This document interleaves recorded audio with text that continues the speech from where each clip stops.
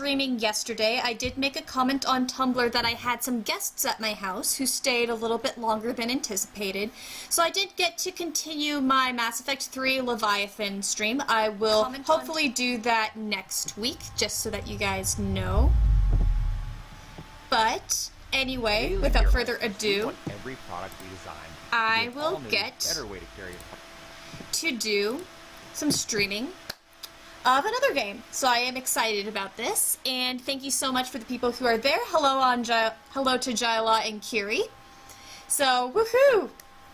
And just responding quickly to Kiri,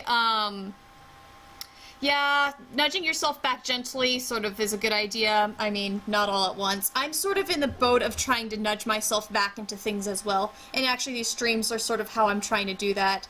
Nudge myself back into both work-related things, but also to doing more consistent fun-related things. So I'm glad to be able to stream with you guys, and here we go for this game. Heads up, I have not played this before. I know very little about it, except that it gets to disturbing aspects. So please do not make any comments about spoilers, references to spoilers, hints at spoilers, or anything spoilers related, so that I can play this completely without any idea of what's going to happen next. So thank you so much for that, and woohoo, here we go. And I guess here is the forewarning in advance. You see it on the screen. This game is not suitable for people who are easily disturbed. So you know going into this that we are playing a game that could disturb you. Here's the forewarning. Alright, yeah, Angela, you say you're brimming with spoilers, but we'll say nothing. Awesome. Thank you so much. I appreciate that a lot. And that way you get to see my completely genuine reactions to whatever ends up happening. I am going into this with very little idea, so I'm excited about this.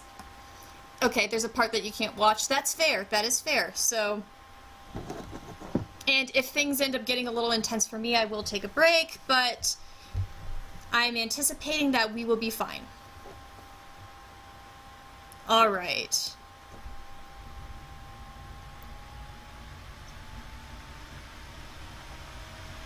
There we go. It's nice that they give these warnings, though.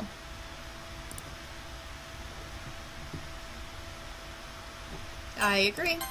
Because very few games actually do that. I mean, we do at least get, you know, the MTE rating, but still. It's a little different. And like always, we start with that opening of things looking so innocent and sweet and happy. I'm thinking about stories like Madoka Magica, oh my goodness, where that starts all innocent and cute, and by the end you're like, nope, nothing about this is innocent and cute. Alright, hello Mon, thank you for joining me! We shall have the heart attack together. I said right before you hopped in, I just want nobody to make even hints of spoilers, so even saying, oh, something bad's about to happen, please don't do that to me so that I can play this completely without any idea of what's going to occur. Thank you so much for joining me, and I'm excited to get going on this. So here we go, here's the new game. I assume that I don't really need to, learn too many things. Full screen. Yay, that looks better for me. Okay, cool. Here we go. Alright, Mun has no idea. Mun has just heard the stories, you say? Alright, so we're in this together because I've heard that there are things, but I don't know what they are. So this is going to be good for both of us. So here we go. Let's see how far we get and how well we all do emotionally. Curious as you played it around Halloween. That's a good idea to play it. Alright, please enter your name. Might as well just do my normal name, Haddock. So here we go. Have fun, question marks everywhere from Kiri. I shall have fun, question mark. I'm actually looking forward to this, even though I know that I'm gonna have stuff going on. I see an annoying girl running towards me from the distance, waving her arms in the air like she's totally oblivious to any attention she might draw to herself. Alright. My neighbor and good friend since we were children. Cool, cool.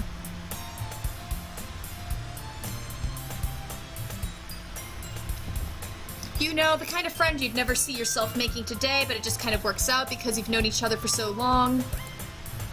We used to walk to school together on days like this, but starting around high school, she would oversleep more and more frequently, and I would get tired of waiting up. But if she's going to chase after me like this, I almost feel better off running away.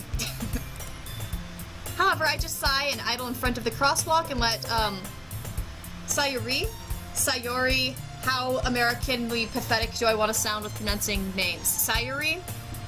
I think that Japanese usually pronounces last syllable with the, stress, right? So it'd be more Sayori. Well, either way, I apologize for my terrible pronunciation. This is not a language that I know too much about. So I'll just Americanize the crap out of the names, I guess, and be ashamedly terrible pronouncing things. Okay, so Curie says more non-stressed. Okay. Yeah, because Japanese is pretty... I've heard people talk about it, linguists, jokingly as a machine gun for how the syllables get allotted. That's about all I know about its stress system. Okay, Sayori. I'll try that. Yeah, you know the language a lot better than me, so oops. I'm not gonna try to pronounce things all excited. I could try to read it, outgoingly, but I'm an introvert. Yeah, okay, Kieran, vowels sound pretty similar to how you'd speak Latin. The way that I know that the vowel system is pretty akin to the Spanish vowel system, actually, in that it's pretty typical vowel inventory across most languages. So at least there is that much. And I do know that the U sound is an U without the lip rounding. So I know that. I know a little. Overslept again. But I caught you this time. Woohoo! Yay, congratulations, and you're chasing after me. Maybe, but only because I decided to stop and wait for you, I told her. Yay.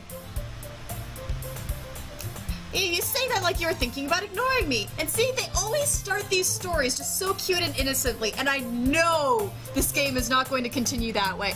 Don't lull me into a false sense of security. I'm already suspicious, even though I know it's going to be cute for a little bit, I bet. That's mean, Haddock. Yeah, complain to me. I am a mean person. Too bad. Alright. Well, if people stare at you for acting weird, then I don't want them to think we're a couple or something. Fine, fine. But you did wait for me, after all. I guess you don't have it in you to be mean, even if you want to. Whatever you say, Sayori. So we cross the street together and make our way to school. As we draw near, the streets become increasingly speckled with other students making their daily commute. By the way, Haddock, have you decided on a club to join yet? A club? I told you already, I'm really not interested in joining any clubs. That sounds a little bit like me in high school. I had a lot of extracurriculars, but I did not do many school clubs. People kept on dragging me into things, though. People were really good at dragging me into things.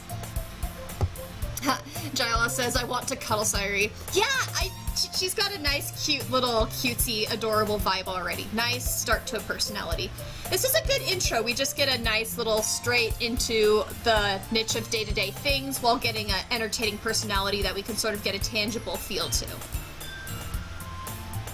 I haven't been looking either. You told me you would join a club this year. Did I? Kiri, yes, Sayori's so sweet. Yeah, I think we're all in agreement here that this is pretty sweet. Sweet little character.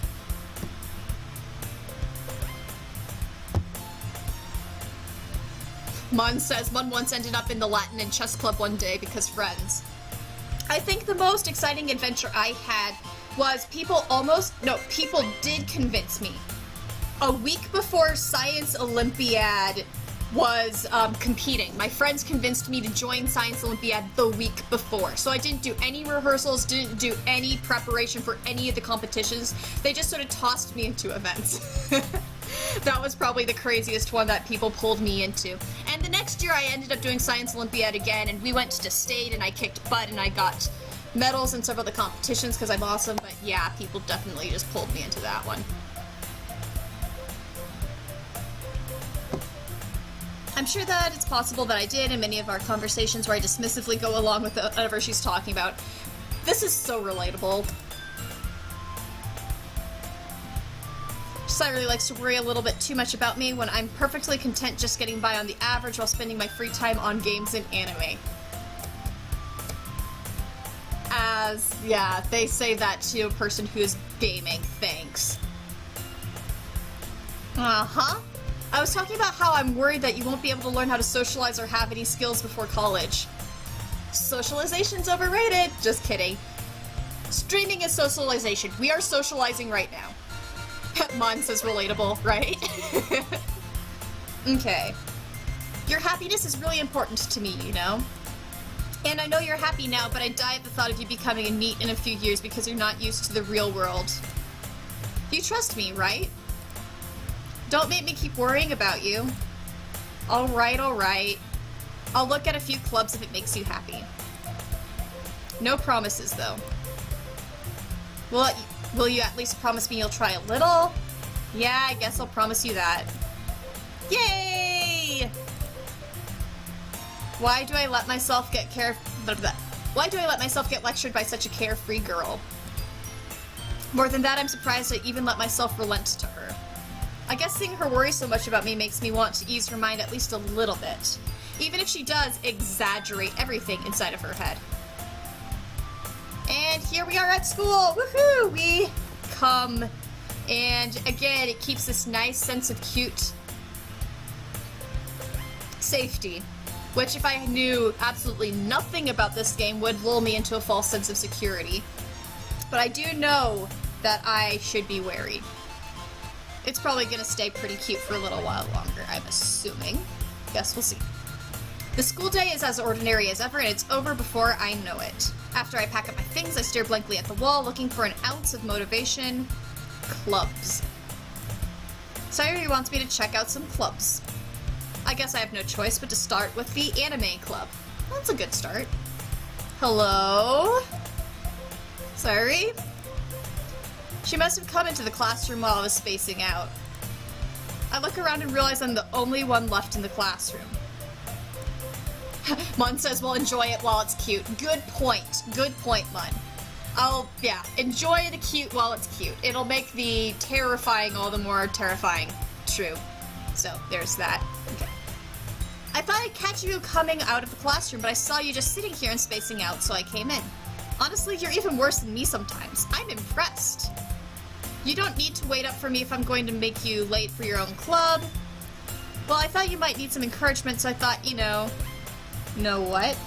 Well, I'll bet you could come to my club. Sorry? Yeah? There is no way I'm going to your club. Oh, goodness. Mimi. She's the vice president of the Literature Club. And there we go, pulled into the Literature Club right now. Not that I was ever aware that she had any interest in literature. In fact, I'm 99% sure she only did it because she thought it would be fun to help start a new club. Since she was the first one to show interest after the one who proposed the club, she inherited the title Vice President. I have definitely seen things like this happen. That said, my interest in literature is guaranteed to be even less. Yeah, I'm going to the anime club. Mom, please? Why do you care so much anyway? Well, I kind of told the club yesterday I would bring in a new member. And Natsuki made cupcakes and everything. Don't make promises you can't keep. I can't tell if Sayuri is really that much of an airhead or if she's so cunning as to have planned all of this out. I let out a long sigh. Fine, I'll stop by for a cupcake, okay? Yes, let's go! Free food is always a good motivation to go to a club, let's be real. That's half the reason anyone in college goes to a club. Maybe not high school, but in college, free food is the way you get anybody to go to anything. Oh, yay! Woo! Tarun, you have arrived, and you have not missed too much. Thus far, my friend has convinced me to go to the Literature Club, and that is where we are in the story. So, I am going to the Literature Club! Woo! Here we are! Kiri, this is true. Yeah. Free food, because we're all too broke to... Free food or t-shirts? I don't see the free t-shirts thing as much, but Yeah, that's a good motivation too. Basically, anything that supplies me with the basic needs. Life is just, yeah, great. We're so broke. Oh well. So here we go. And thus today marks the day I sold my soul for a cupcake. And Turin says, I'm definitely a free food person. I only need like 3 shirts.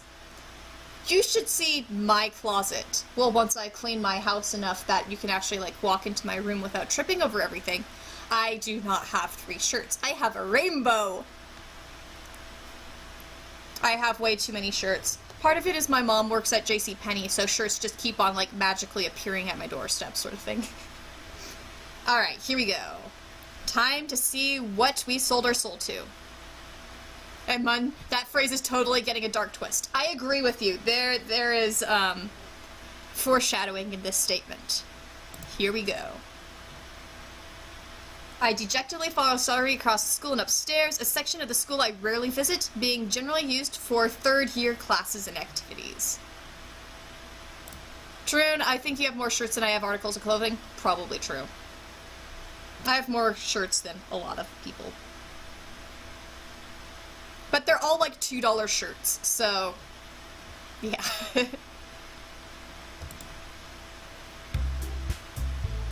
Here we are! Everyone! The new club member is here! I told you, don't call me a new member. I glance around the room. Girl 1, welcome to the Literature Club. It's a pleasure meeting you.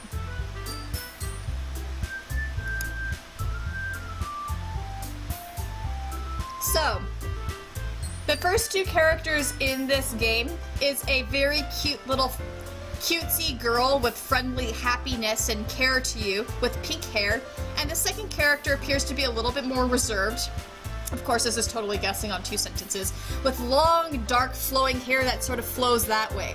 I do not mean to draw comparisons, but this looks a whole lot like Madoka and Akane Homura. Just saying. Sayuri always says nice things about you. Mon says she's hot. Yeah, she does look cute.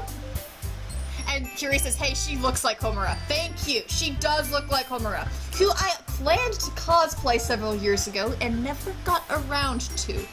Oops.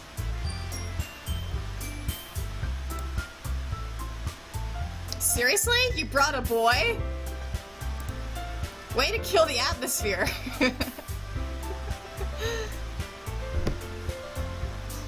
Haddock, what a nice surprise! Trin, are you making fun of the fact that I never finish anything that I start? And Mun says Homura is so cool, she has time magic and guns. She is really cool in her... When we found out her backstory, I just lost it. Oh man, that hit so close to my heart because I just love stories of friends who just sacrifice everything, and she's so cool, and she just feels. That is such a good show. I need to rewatch it, and it's only 13 episodes, so I need to watch it and drag more friends into it. Hey, Tarun, you always get angry at me when I drag you into something. How would you like to be dragged into a horrible whirlwind of feels that's only 13 episodes long?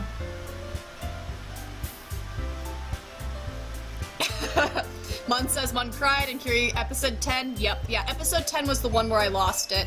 Lots of people lose it at, well, spoilers, but you know, the first death. And for me, I was just expecting it. It just sort of seemed set up, so I didn't feel sad about that one. But once things just really went downhill, that was where I just like, oh shit, yeah. Turn. It's grumbling. Yes, yes, be dragged into it. Listen to Curie, be dragged into it. This is good story. Do not be thrown off by the giggly, cute teenage girls at the start. Do not be thrown off by that. This is a good story for everyone. Yep. Yeah, I had a bunch of friends all watching Madoka when it first came out, and everyone was like, you have to watch this because of the emotions, and I binged that show. Oh gosh. Tarun, the show is called Madoka Magica. So you see Mun typed in the word Madoka, and then just type in magic with an A at the end, and that's the name of the show. Well, it's actually well, it's a little bit longer. Puella Magi, Madoka Magica, but pretty much people just say Madoka. Yes, yeah, you have heard of it? Good, yeah, good show, good show. I've always been meaning to read all of the manga from that. Again, something to do on my to-do list. Yes, Tarun says, comes highly recommended from people besides you. Yes, it's good. It is very good. Alright, anyway, I am in a club full of women, and more than half of them have pink hair, because why not?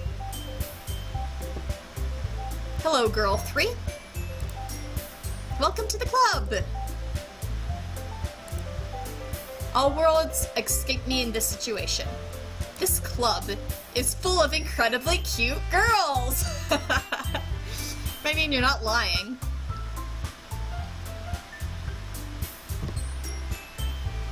What are you looking at? If you want to say something, say it. Sorry. Natsuki. Okay, so first name that we know, Natsuki. The girl with the sour attitude, whose name is apparently Natsuki, is one I don't recognize. Her small figure makes me think she's probably a first year. She's also the one who made cupcakes, according to Sairi. You can just ignore her once she gets moody. She says that quietly into my ear, then turns backward toward the other girls. Anyway, this is Natsuki, always full of energy. And this is Yuri, the smartest in the club. Don't say things like that. Oh, I like Yuri's, like, the hair has nice whoosh to it. I love whoosh hair, and the way that she's holding it right now looks cool. Playing with the ends of the hair. When I had hair that length, I totally did that too. Not gonna lie. Still trying to grow my hair out back to that length, but that's about 2 years down the road. Commentary from Jaila and Kiri. It's a harem. Yep, I'm thinking it too. Alright. Oh, see, yeah, Yuri is just reminding me more of Homura with that next sentence. Who appears comparably more mature and timid, seems to have a hard time keeping up with people like Sayuri and Nexuri. Well, it's nice to meet both of you. And it sounds like you already know Monica, is that right? That's right. It's great to see you again, Haddock. She smiles sweetly. And there goes whoosh hair. Mun says Mun wants fabulous hair too. Hair is fun. Life is too short to go around with boring hair. Just, you know, screw around, play with it, have fun with it. Yay for hair.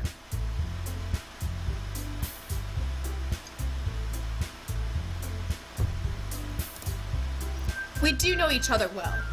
We rarely talked, but we were in the same class last year. Monica was probably the most popular girl in class, smart, beautiful, athletic. Basically completely out of my league. Okay, so Kiri says, okay, so the name's pronounced Natsuki? Oh right, because there's some... I've noticed that there's a lot of dropping of the U in Japanese. It seems to be the vowel that's most commonly reduced, is that right? So we switch it to Natsuki? Yep, you said yep. Thank you. Thank you for letting me know. I want to be...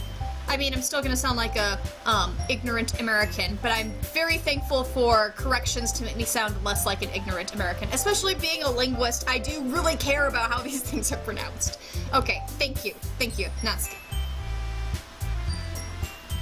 Completely out of my league. So having her smile at me so genuinely feels a little...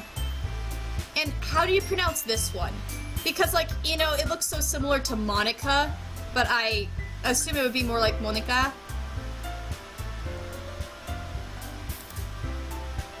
Alright. Come sit down, Haddock. We made room for you at the table so you can sit next to me and Monica. I'll get the cupcakes. Now I want cupcakes. I have cookies over here. Does anyone care if I cookie? Because they're talking about cupcakes. And then Security says, honestly, just regular English Monica. Okay, I can do that. I can pronounce it like Monica then.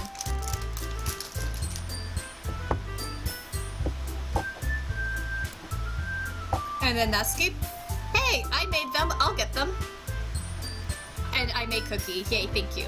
These aren't cupcakes. I don't have cupcakes in the house, but they're good. Yay. They're basically gluten-free knockoffs of Girl Scout cookies. Girl Scout Thin Mints.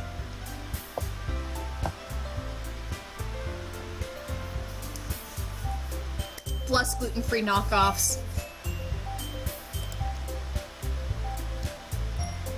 Alright, so Sari says, sorry, I get a little too excited. And then Yuri, how about I make some tea as well? Yes, you are good. I like you already. You make tea. I love tea. Girls have a few desks arranged to form a table. And as Sayuri mentioned, it's been widened so that there's one space next to Monica and one space next to Sayuri. Tareen says you had me at Thin Mints. Yum.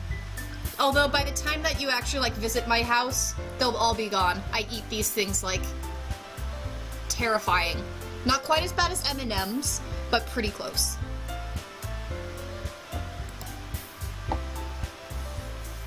Natsuki and Yuri walk over to the corner of the room where Natsuki grabs a wrapped tray and Yuri opens the closet.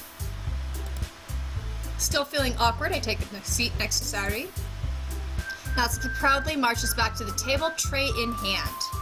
Okay, are you ready? Ta-da! Whoa! And everyone is freaking out. Look, everybody has pink hair, except for Yuri. And I guess me, presuming that I am not a boy with pink hair in this game. You never know. Natsuki lifts the foil off the tray to reveal a dozen white, fluffy cupcakes decorated to look like little cats. I approve. I approve. You made them look like cats who are automatically cool. The whiskers are drawn with icing, and little pieces of chocolate were used to make ears. So cute! I had no idea you were so good at baking, Natsuki. Well, you know. Just hurry and take one. Alright, and then we all get cupcakes. Yum, and we eat them. Sayuri talks with her mouth full and has already managed to get icing over her face. For some reason, I'm not even surprised. I've known this character for a grand total of half an hour, and I am not surprised. Mun says, what's your headcanon for your hair color? I don't know. I could go with anything, but I feel like it's on the lighter side for some random reason. Because we always have to have random bright hair colors. I'll say, just for the fun of it, let's say it's either a blonde, a pink, or a white. Why not?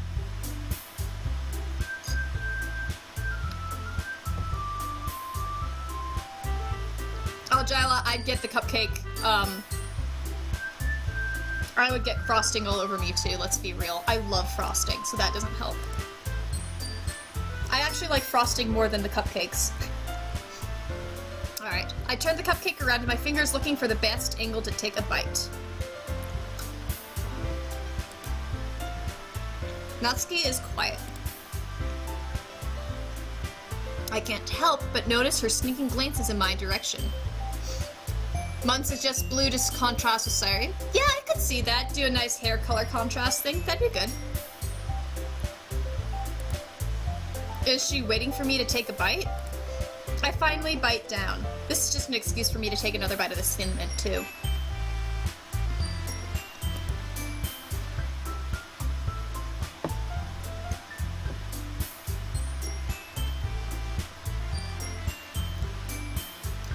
The icing is sweet and full of flavor. I wonder if she made it herself. This is really good. Thank you, Natsuki. Why are you thanking me? It's not like I... Haven't I heard this somewhere before? Made them for you or anything? I thought you technically did. So I said, well, maybe. But not for, you know, you, dummy. Alright, alright. I give up on Natsuki's weird logic and dismiss the conversation. Yuri returns to the table carrying a tea set. Tarun says it's only hard to eat a cupcake with frosting if you eat the frosting first. See, the way that I do it is I actually try to... This is such a weird way to eat a cupcake. So you know, there's the cupcake and then there's the frosting on top. I like to try to eat off the bottom of the cupcake as much first, so that I'm left with a shorter cupcake with a lot of frosting. so that by the time I get to it, I have a higher frosting to fluff ratio by the time I get there. If that makes sense. So that is a little bit difficult. Mon says Sundare alert. Yep. Yeah. Indeed. Yep, I'm feeling it too. Lots of very common cliches in here already that I'm feeling. I bet they set this up intentionally. And Tarun says, frosting is fluff though, Haddock. Yes, it is, but I meant like the fluff of the cupcake itself. Alright, so Yuri carefully places a teacup in front of each of us before setting down the teapot next to the cupcake tray. You keep a whole tea set in this classroom? Don't worry, the teacher gave us permission. After all, doesn't a hot cup of tea help you enjoy a good book? I like you! Yes, I like you. And let's guess, you're like the, you know, terrible, horrible, creepy person that just suddenly launches at me or something with fangs. I don't know. But thus far, I like you. And that's a good question, Jala. Where do they heat it? Although, you know, given schools, we can get pretty creative about how we heat things up. Mun tried to make a cupcake once. No spoilers, but it ended with fire. That would be me if I tried to make a cupcake. My cooking skills are pretty bad. I've been trying to teach myself how to cook things better, but I screwed up fried rice the other day. Like, how do you screw up fried rice? The pad see ew turned out, but the fried rice did not, and I'm just slightly embarrassed that I messed that up. Oh well. Tarun says beginning with fire is a good thing, ending with fire, maybe not so much. Oh, come on, be a pyromaniac. Enjoy the flames. Flames are awesome. Now I want tea. Maybe I'll get tea after I finish my milk.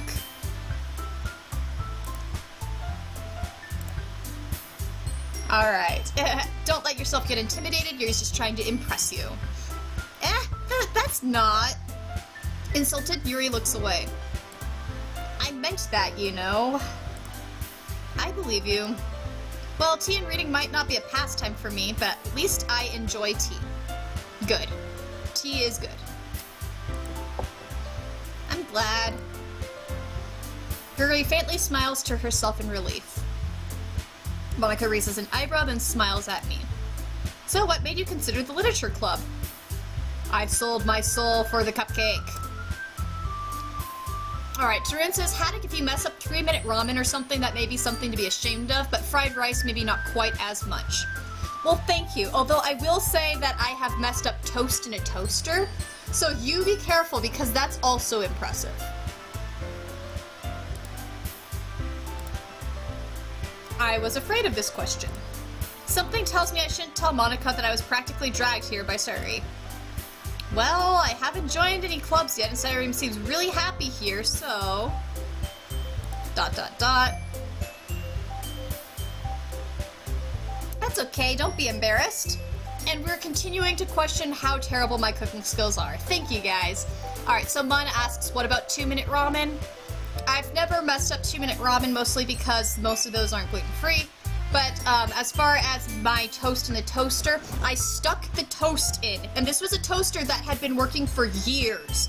And, like, one side was it wasn't even one side was undercooked and one other side was overcooked. It was like one half was, like, you know, on the same side, one half was burnt and the other half was undercooked. It was like this really weird pattern of something that should not physically happen in a toaster, yet somehow I managed to accomplish. Usually my toast isn't that bad. Usually I figured out the toaster after years of practice, but I have had some very strange looking pieces of toast before.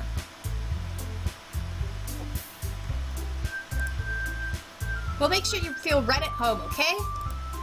As president of the literature club, it's my duty to make the club fun and exciting for everyone. Monica, I'm surprised. How come you decided to start your own club? Mun says, Mun can set anything edible on fire. Sounds like you and I need to have a cooking competition. You could probably be a board member for any of the major clubs. Weren't you a leader of the debate club last year? Well, you know, to be honest, I can't stand all the politics around the major clubs. It feels like nothing but arguing about the budget and publicity and how to prepare for events. I'd much rather take something I personally enjoy and make something special out of it. It's a good attitude. I could have learned that at a younger age. Angela, you know how to make gluten-free? Woohoo! Yay! And I still need to try out those recipes that you gave me. Those look fun. I'll let you know when I do. And I'll let you know how successful they are, though if they're not successful, that is on me and not you. And if it encourages others to get into literature, then I'm fulfilling that dream. Monica really is a great leader. Yuri also nods in agreement. They are all pretty. Then I'm surprised there aren't more people in this club yet. It must be hard to start a new club. You could put it this way. Not many people are very interested in putting out all the effort to start something brand new. Especially when it's something that doesn't grab your attention, like literature. You have to work hard to convince people that you're both fun and worthwhile, but it makes school events like the festival that much more important. I'm confident that we can all really glow this club before we graduate. Right, everyone? Yeah! Alright. Jarla, I can attest to this, it's really hard to start a new club or to continue one. It really can be. I mean, it really depends. I've had some things where I've accidentally gotten momentum going, and then other things where you just feel like you're banging your head against the wall. But whenever I've done book clubs, it's always been with a large group of people that I've already known, so that it was just, hey, do you want to read books? And it was no problem getting a bunch of people. I'm guessing it's probably a very different trying to do that with school, where lots of people aren't quite as big of readers. And Curie says, I really like the character designs and art. It is cute. It's cute. It fulfills its purpose well. And we'll do our best. You know it. And now we finally get all four on screen. Woohoo! This is the first time we see all four of the girls on screen. Yay! And it's still cute. Everyone enthusiastically agrees. Such different girls all interested in the same goal. Monica must have worked really hard just to find these three. Maybe that's why they were all so delighted by the idea of a new club member joining. Though I still don't really know if I can keep up with their level of enthusiasm about literature. So, Haddock, what kind of things do you like to read? Well, considering how little I've read these past few years, I don't really have a good way of answering that. Mon says the art is good, let's just wait and see how horrible it gets later. That's right, because if you draw good, cute art now, how, gross is it gonna be with, blood everywhere? Who knows? I guess we'll see. Manga? I muttered quietly to myself, half joking. Natsuki's head suddenly perks up. It looks like she wants to say something, but she keeps quiet. Not much of a reader, I guess. Well, that can change. What am I saying? I spoke without thinking after seeing Yuri's sad smile. Anyway, what about you, Yuri? Well, let's see.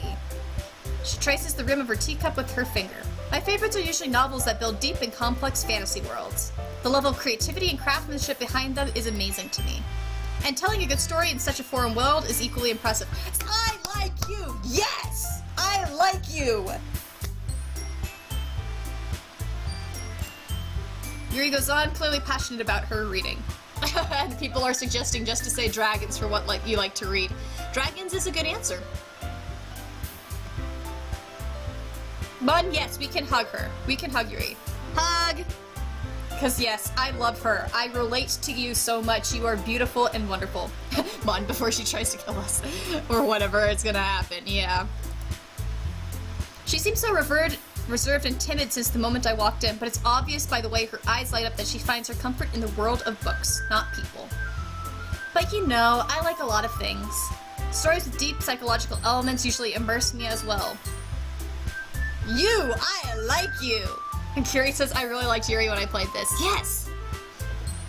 And Tarun says, Haddock has expressed interest in creating a video game. And yes, Jayla and I are discussing a premise.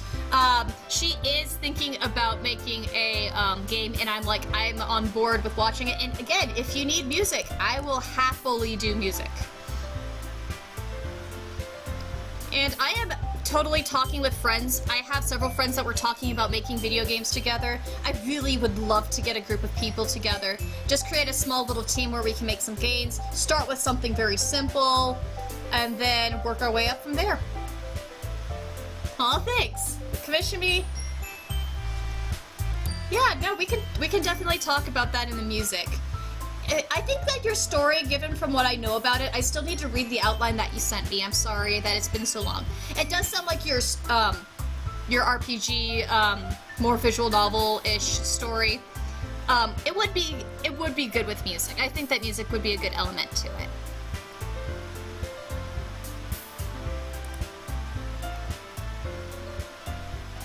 Alright, and then Yuri says, isn't it amazing how a writer can so deliberately take advantage of your own lack of imagination to completely throw you for a loop? Yeah, Joa, it's all good you had to deal with embarrassing parents. Yeah, that was hilarious.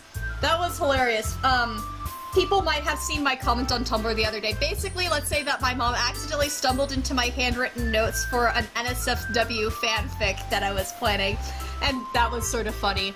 It wasn't too awkward. It was just sort of, she started reading the sentence out loud and then stopped, and we sort of looked at each other. I'm like, yeah, just put the notes down there and just pretended like nothing happened. But internally, I was thinking, really? You had to find that? And Furious Night Fury is here! Woohoo! Hello! Welcome! Just a heads up, the Furious Night Fury, this game has warnings on it. So it has disclaimers on it saying that this is a story that can be disturbing, and for people who get easily disturbed or are depressed, this might not be the game for you. So just so that you know, there is trigger warnings on this game, just so that you know before you watch. We're at the cute point, and we're at this point where the main character, me, has gone into a literature club that my best friend, Sayuri, has convinced me to at least attend the first day of. So yeah. Hello, and welcome, Furious Night Fury. Glad you are joining us. And glad, okay, you're doing fine? And Taran, how long are you planning on running with this? As long as I feel like. I don't know, I don't have too much of a plan. My work starts at 5 p.m. tomorrow, so I'm pretty free. But I won't go too late. Alright, Fierce Sniper, you've watched the game theory on this. Do not give a hint in any way, shape, or form about what is happening or is going to happen, alright? I don't want to know. I want to come into this game completely uninformed. So just so that you know. So it's obvious that you know about it more than me because I'm intentionally playing this without knowing it. I prefer games that way. It's far more fun going in without knowing anything. Alright, let's keep going. Anyway, I've been reading a lot of horror lately. I'm suspecting foreshadowing. Ah, I read a horror book once. I desperately grasp something I can relate to at the minimal level. At this rate, Yuri might as well be having a conversation with a rock. Really? I wouldn't have expected that, Yuri. For someone as gentle as you? I guess you could say that. But if a story makes me think or takes me to another world, then I can't really put it down. What is... Stupid settings. Surreal horror is often very successful at changing the way you look at the world, if only for a brief moment. Ugh, I hate horror. Oh, why's that? Well, Natsuki's eyes dart over me to a split second. Never mind. That's right, you usually like to write about cute things, don't you, Natsuki? What? What gives you that idea? You left a piece of scrap paper behind last club meeting. It looks like you were working on a poem called Don't Say It Out Loud. And give that back. Fine, fine. Your cupcakes, your poems, everything you do is just as cute as you are. Look at all of these. Yep, they're intentionally playing up all of the tropes. There are so many tropes in this already. I feel them everywhere.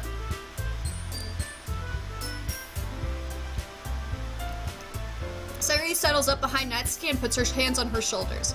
Okay, you know what else this slightly reminds me of? Higurashi no Nakokoro ni. When the cicadas cry. I still have to finish the last few episodes. I'm terrible. I've watched, like, the first half of the series twice. But the whole concept of having one boy come into a small club of all-girl friends who, all relate to something a little bit better, and he's the new person who's out of his league. That's a little bit of a reminder of Higurashi to me, especially the whole fact where it starts all happy and cute and everyone's chiding each other and being cute, and then it turns into this terrible, horrifying nightmare with blood everywhere. Kiri, thank you again for getting me into Higurashi. I love it. And Kiri, that's literally what I was thinking of when I first started playing this. Okay, good to know, because this is like, I'm getting Higurashi vibes right now so much. That is such a good one.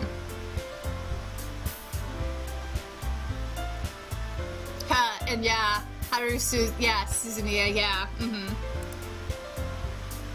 So long as we don't have any of the creepy Ketchikun stuff that happens. And then the Natsuki, I'm not cute. Oh my gosh, yeah, this is, yep. I definitely have Higurashi vibes. Natsuki, you write your own poems? Well, I guess sometimes. Why do you care? I think that's impressive. Why don't you share them sometime? No. Natsuki averts her eyes. You wouldn't like them. Not very confident writer yet? I understand how Natsuki feels. Sharing that level of writing takes more than just confidence. The truest form of writing is writing to oneself. See, I like you, Yuri. I like you.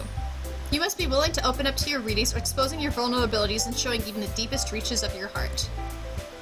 Do you have any writing experience too, Yuri? Maybe if you share some of your work, you can set an example and help Natsuki feel comfortable enough to share hers. That reaction. I feel you. I guess it's the same for Yuri. And the Furious Night Fury. Oh, you like Yuri? Shift sides. Okay, this character. Not only is she cute, but her personality, I relate to everything that she is saying. She says good stuff. Good character. Good stuff. I like her. Aw, I wanted to read everyone's poems. We all sit in silence for a moment. Okay, I have an idea, everyone. And we get question marks. Natsuki and Yuri look quizzically at Monika. Let's all go home and write a poem of our own. Then, next time we meet, we'll all share them with each other. That way, everyone is even. ... Yeah, let's do it! Yep, of course Sayori's the one who's like, yay! Of course.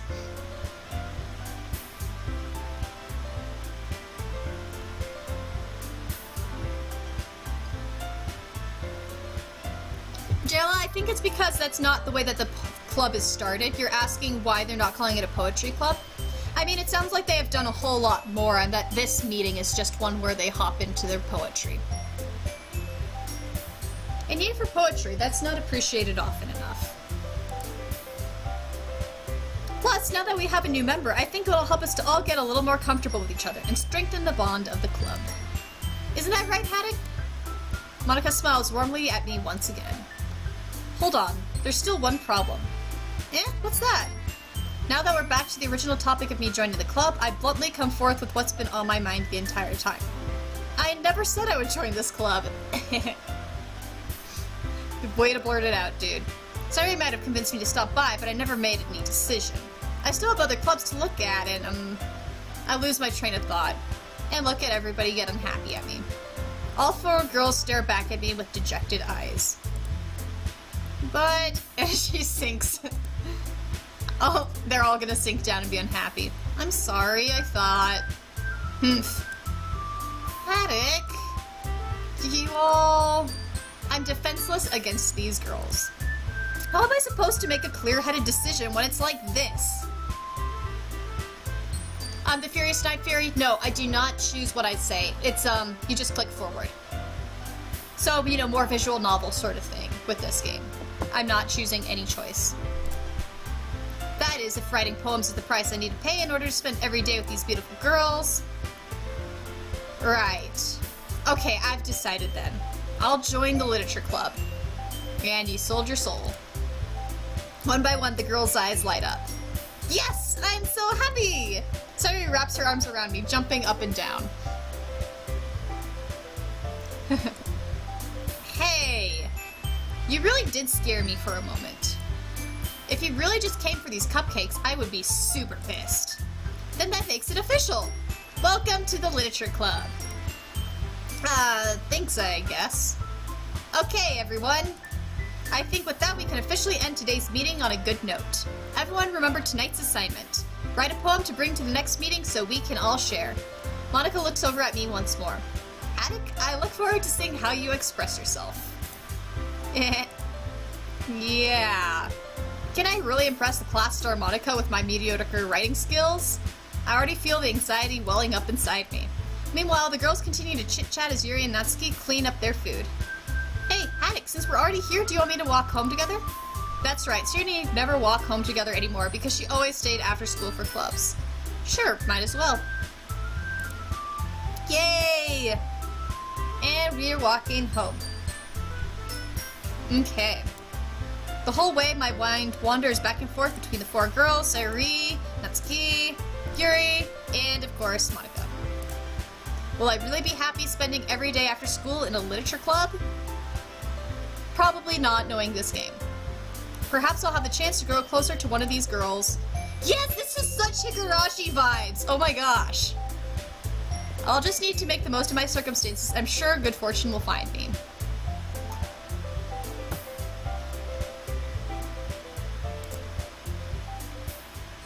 Okay. It's time to write a poem. Pick words you think your favorite club members will like. Something good must happen with whoever likes your poem the most. Okay, I get to choose words. This is entertaining. What should I do? I almost want to do like the worst words just for the entertainment of it. Like despise and unstable and fester. Yeah, I'm gonna choose all the dark, terrible words.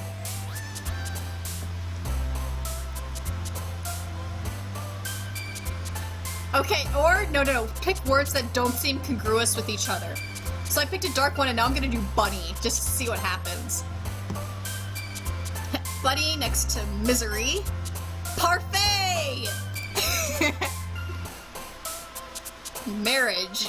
Bubbles. Inferno.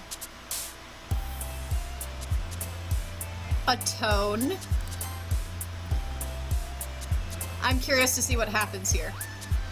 Vacation. Kiss. Frightening. Ooh, melody. I have to pick that. I'm a musician. We're gonna go. Universe.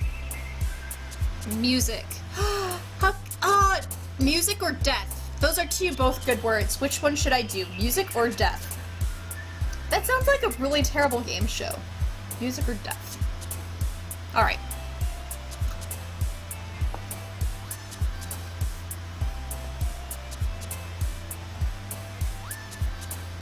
Alright, the Furious Night Fury says music.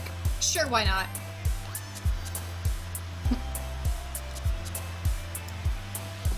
Okay. Crimson. Marshmallow. I love marshmallows. Broken. Or disoriented. A disoriented marshmallow.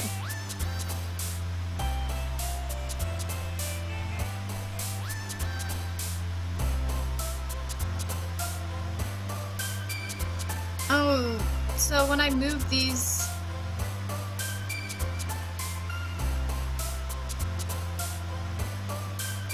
disoriented. Anger. Melancholy. Nibble. That's an entertaining word. Jilla. Now I'm hungry for marshmallows. Nice. Oh, that's dark. You know what? It's a horror game. We're gonna put it. Boop! Massacre is a word too. Oh my gosh. But Starscape. I have to select Starscape. That's a good word.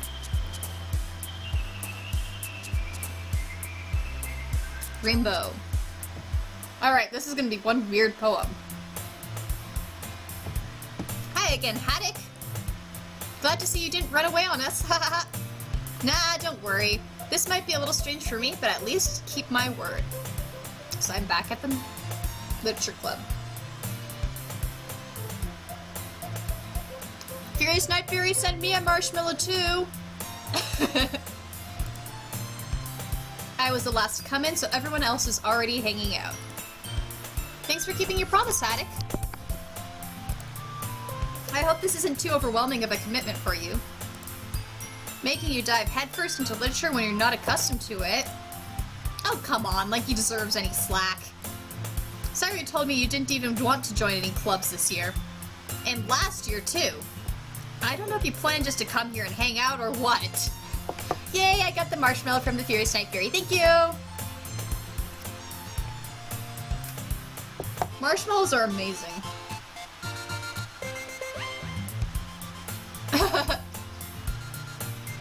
Fish cakes are good too.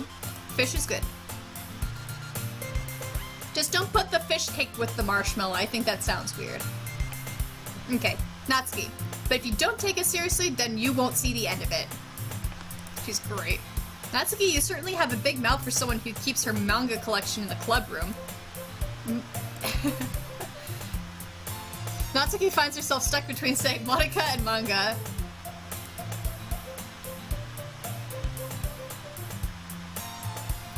And now we're debating on interesting things. Fierce Night Fury. Haddock is fish, though. Does Haddock eat fish? Yes. I'm a cannibal. Curie. Most fish are carnivorous and eat smaller fish. Yep, there we go. That's how we'll explain it away. Natsuki, manga is literature. This is true, though. FMA is like the best story ever told. Ew, mine is definitely combining fish and marshmallows now. Ew. Swiftly defeated, Natsuki plops back into her seat.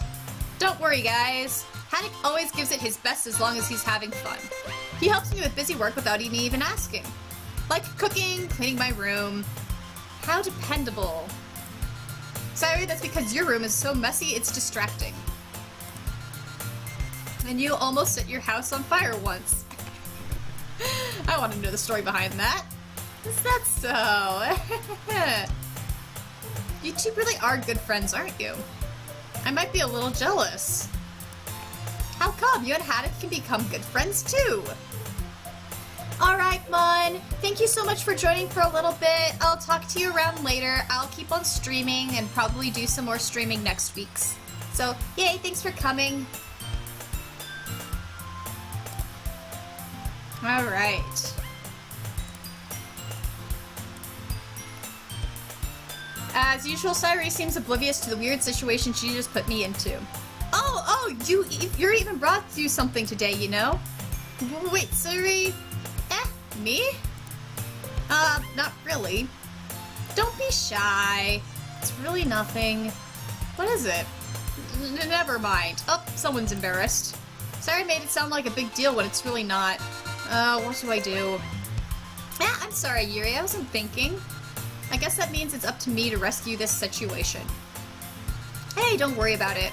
First of all, I wasn't expecting anything in the first place, so any nice gesture from you is a pleasant surprise. It'll make me happy no matter what. Is that so? Yeah, I won't make it a big deal if you don't want it to be. Alright. Well, here. She reaches into her bag and pulls out a book.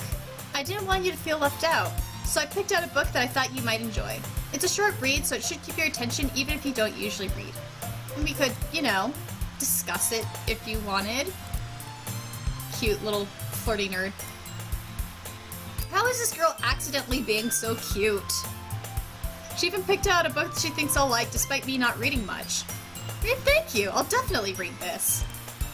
I enthusiastically take the book. Well, you can read it at your own pace. I look forward to hearing what you think. What is this book? I want to know. Now that everyone's settled in, I expect Monica to kick off some sort of scheduled activities for the club. But that doesn't seem to be the case. Sayuri and Monica are having a cheery conversation in the corner. Ryu's face is almost buried in a book. I can't help but notice her intense expression like she was waiting for this chance. Meanwhile, Natsuki is rummaging around in the closet. I'm really curious to talk to Yuri a bit more. But at the same time, I'd feel bad for distracting her from reading. Oh, I see what's going on. I see what's going on, protagonist.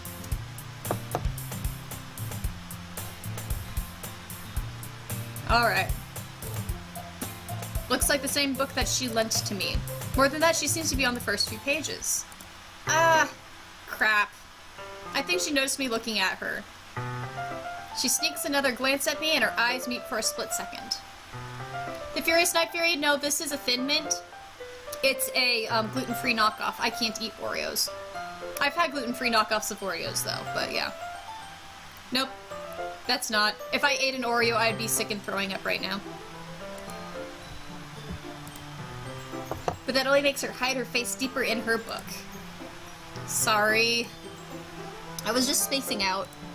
I mutter this, sensing I made her uncomfortable. Oh. It's fine. If I was focused, then I probably wouldn't have noticed in the first place. But I'm just rereading a bit of this, so... That's the book you gave me, right? Mm-hmm. I wanted to reread some of it. Not for any particular reason. Yeah, right. Just curious, how come you have 2 copies of the same book? Well, when I stopped at the bookstore yesterday... that's not what I meant. I mean, I just happened to buy 2 of them. Yeah, she's messing up. The Furious Night Fury, there are completely delicious gluten-free knockoffs. I believe that Glutino is the ones that I eat from. According to my friends who've had Oreos, they taste basically exactly the same. So it's not like you have to miss out. There's totally ways to have gluten-free Oreo-like foods. I see. There's something fairly obvious here that Yuri isn't telling me, but I decide to let it go. I'll definitely start reading it soon. I'm glad to hear. Once it starts to pick up, you might have a hard time putting it down. It's a very engaging and relatable story. Is that so? What's it about anyway? Well, Yuri closes the book and scans her eyes over the book. The book is titled Portrait of Markov. There's an ominous-looking eye symbol on the front cover. Alright. I just wanted to make sure I don't accidentally give anything away. Basically, it's just about this girl in high school who moves in with her long-lost younger sister. But as soon as she does so, her life gets really strange. She just gets targeted by these people who escaped from a human experiment prison. And while her life is in danger, she needs to desperately choose who to trust. No matter what she does, she ends up destroying most of her relationships and her life starts to fall apart. I'm wondering how much of this is going to relate back to the plot of this actual game.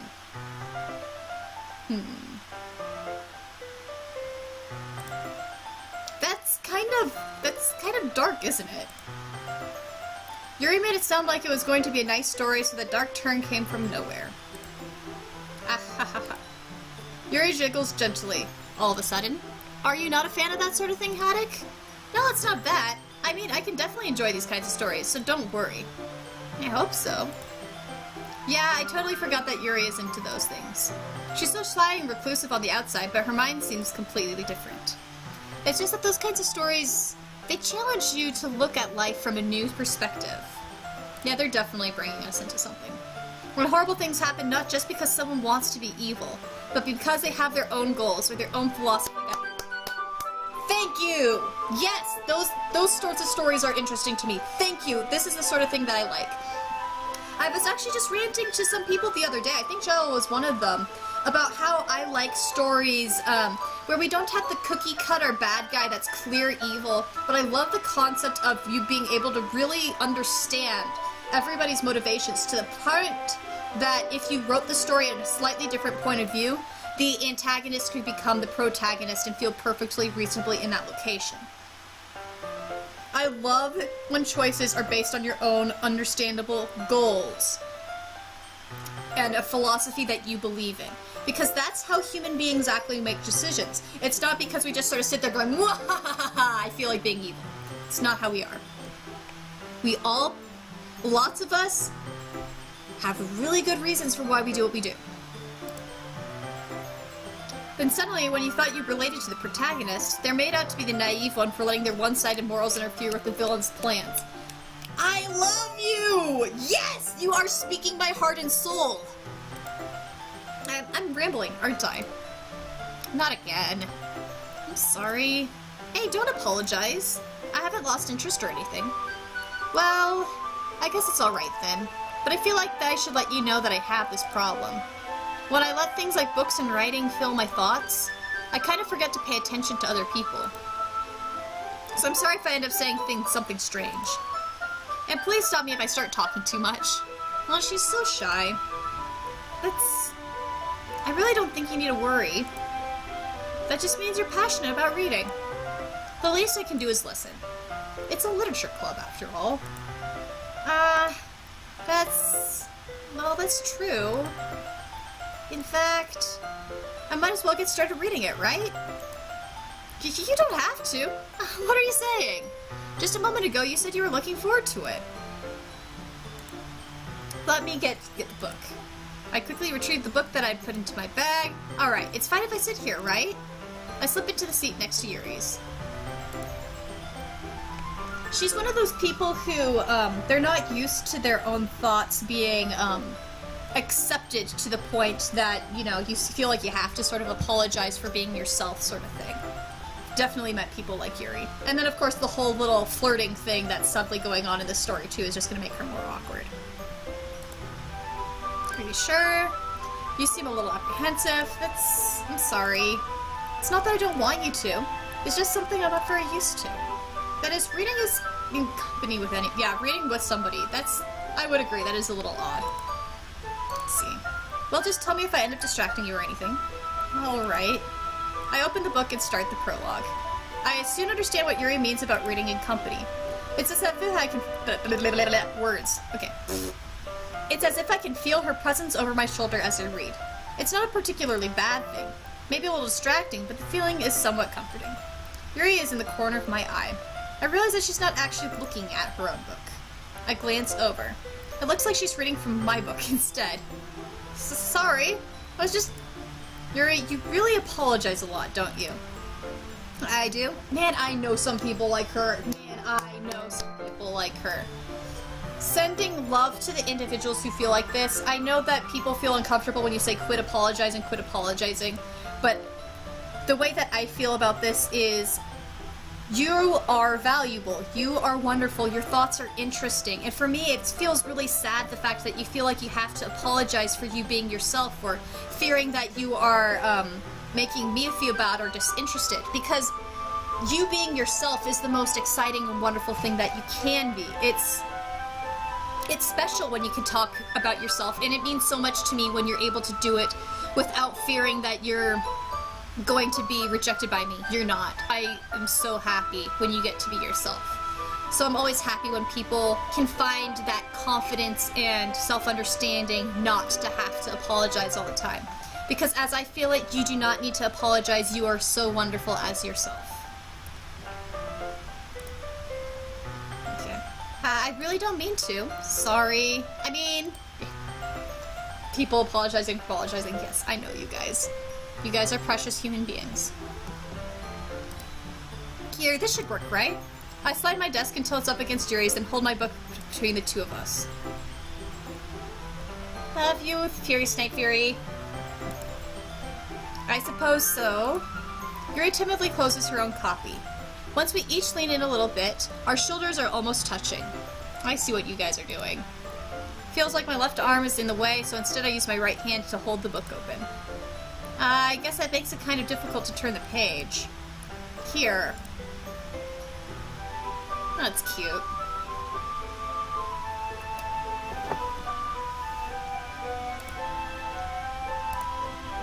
I do the same with my right arm on the right side of the book. That way I turn a page and Yuri slides it under her thumb after it flips to her side. But I'm holding it like this. We're huddled even closer than before. It's actually kind of distracting me!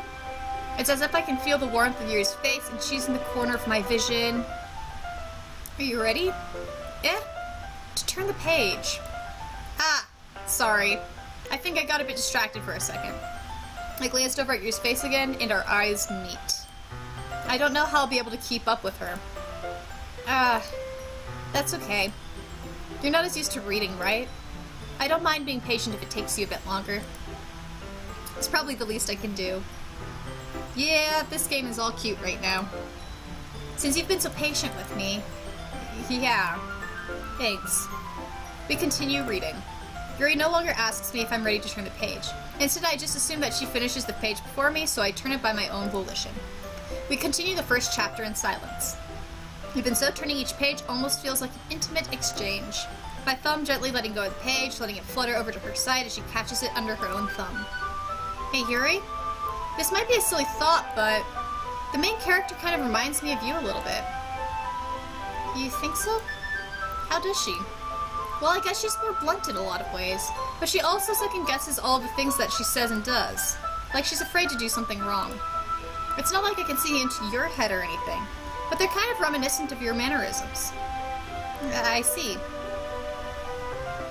Yuri remains silent for a moment. But Haddock, that's probably a terrible thing to have in common with her. That's so embarrassing that you think that. Wait, I didn't mean it in a bad way or anything. Sorry, I really didn't know you were self-conscious about that sort of thing. I guess I more meant that it's kind of cute. Oh, what are you saying all of a sudden? Okay, everyone. Of course, we jump in at that moment, of course. I think it's about time we share today's poems with each other. Good, I was waiting for this. Poem time, woo! Let's see how my absolutely horrible poem's coming along. We might not have enough time if we wait too long. Yuri exhales, Yuri exhales, spared from finishing her thought. Is that alright, Yuri? You look kind of down. I'm sorry if you haven't been looking forward to this. It's fine. She releases her hand from the book, causing it to close on top of my thumb. Yes, hype in the chat for the poems. Let's get hyped for the poems. I guess I'll do some more reading tonight. Or would you prefer I only read it with you?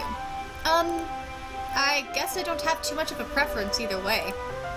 In that case, I'll read a little more tonight. It'll be more fun to read it with you after it picks up a bit, you know? That's good reasoning. In that case, feel free to finish the first chapters in your own time. Alright. I stand up. I make a mental note of where I've left off in the book, then slip it back into my bag. By the way, did you remember to write a poem last night? Yeah. My relaxation ends. I can't believe I agreed to do something so embarrassing. I couldn't really find much inspiration, since I've never really done this before. Well, now that everyone's ready, why don't you find someone to share it with? I can't wait! Of course she's excited. Sayuri and Monica enthusiastically pull out their poems. Sayuri's is on a wrinkled sheet of loose leaf torn from a spiral notebook. On the other hand, Monica wrote hers in a composition notebook. I can already see Monica's pristine handwriting from where I sit. Natsuki and Yuri reluctantly comply as well, reaching into their bags. I do the same myself. Here we go! Poem time! Poem time! Let's do Sayuri first because she's actually excited to do this. I'm definitely most comfortable sharing with Sayuri first. She's my good friend after all.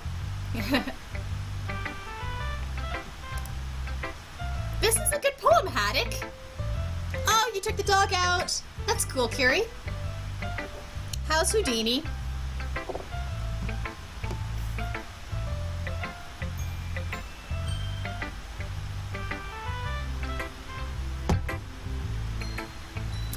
Can't believe that she likes the poem.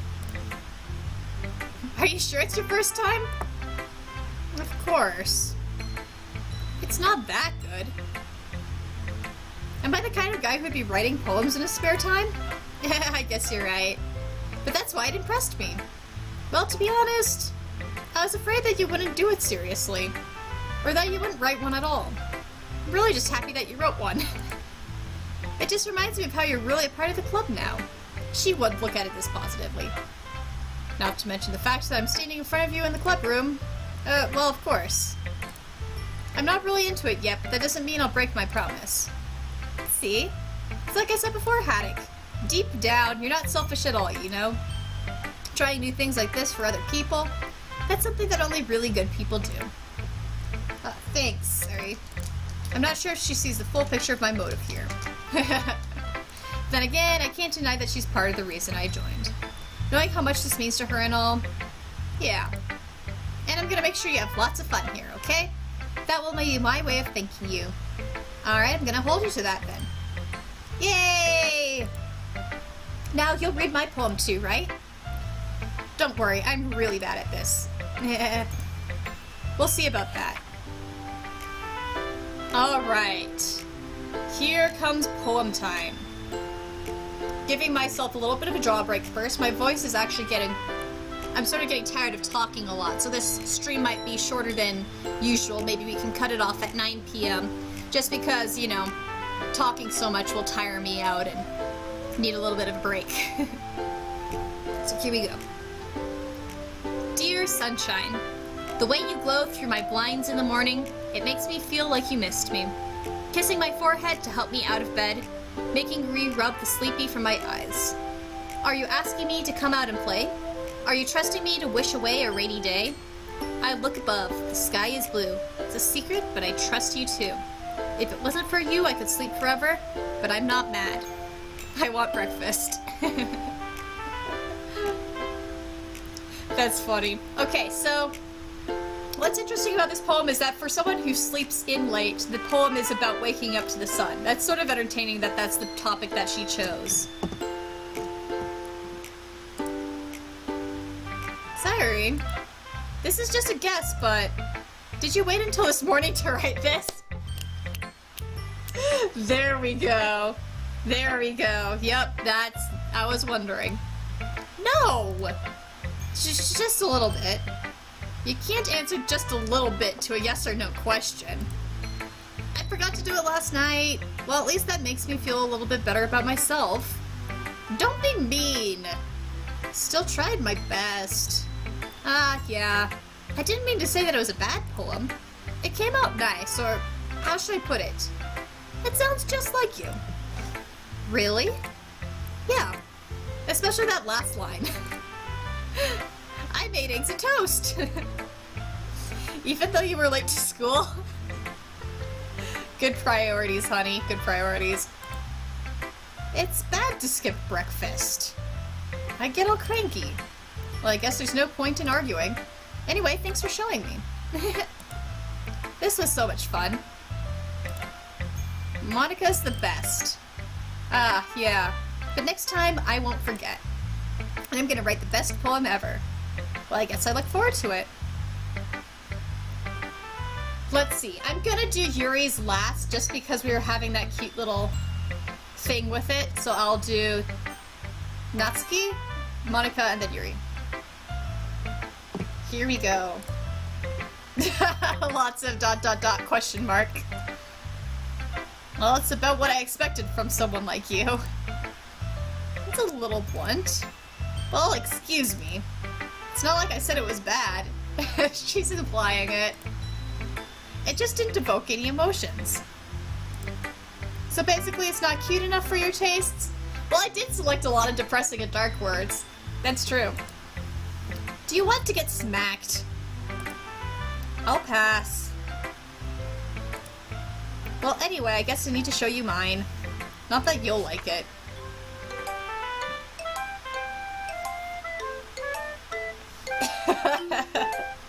Here we go. Monkeys can climb, crickets can leap, horses can race, owls can seek. Cheetahs can run, eagles can fly, people can try, but that's about it.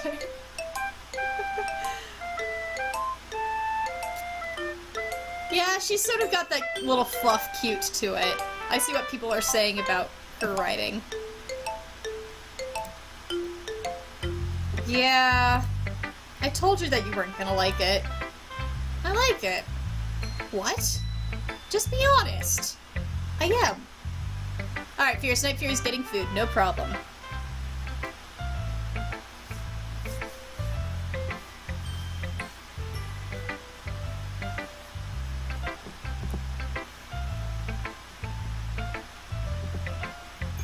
Why are you so convinced that I wouldn't like it?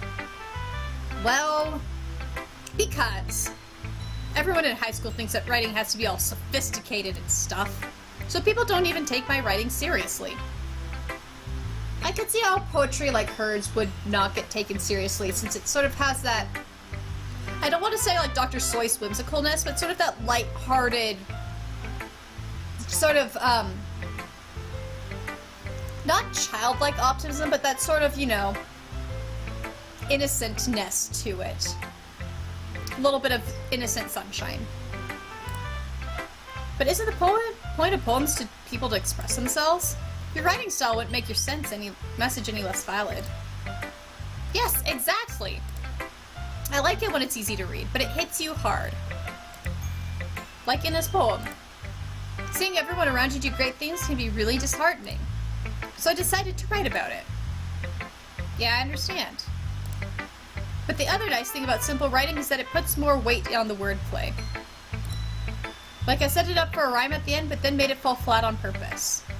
Yeah? That you did. It helps bring out the feeling in the last line. So you did. I guess more went into that than I realized. It's interesting because there's also a little bit of whimsicalness in the first part of it, and so even though she does break it at the end and do that switch out, for me, it almost came out as a humorous result as versus one that was meant to be a disheartening impact as she's talking. That's what it means to be a pro. I'm glad you learned something. Didn't expect that from the youngest one here, did you? Yeah, I guess not. I decided to humor her with that last comment. I don't really care how old everyone is, but if Natsuki's feeling proud, then I won't take that away from her. Okay, Monica. Hi, Haddock! Having a good time so far? Yeah. Good, glad to hear it. By the way, since you're new and everything, if you ever have any suggestions for the club, like new activities or things we can do better, I'm always listening. Don't be afraid to bring things up, okay? Alright, I'll keep that in mind. Of course I'll be afraid to bring things up. I'm much better off just going with the flow until I'm more settled in. Anyway, want to share your poem with me? It's kind of embarrassing, but I guess I have to. Ah! Don't worry, Haddock. We're all a little embarrassed today, you know? But it's that sort of barrier that we'll all learn to get past soon. She's acting such like a leader, oh gosh. Yeah, that's true. I hand Monica my poem. Great job, Haddock. I was getting "oh" in my head while reading it. It's really metaphorical. I guess so. I'm not sure why, but I didn't expect you to go for something so deep. I guess I underestimated you. It's easiest for me to keep everyone's expectations low. That way, it only counts when I put in some effort. I like his little joking.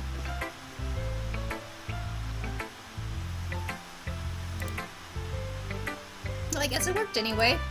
You know what? You know that Yuri likes this kind of writing, right? Ooh, yay! Writing that's full of imagery and symbolism.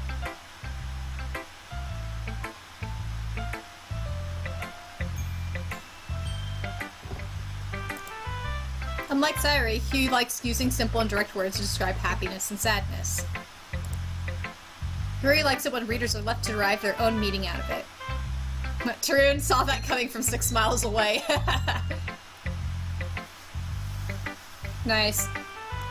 I'm curious about like what words you select, if the words you select have any meaning to how people respond. I guess people who've played the game before can tell me whether or not dialogue changes.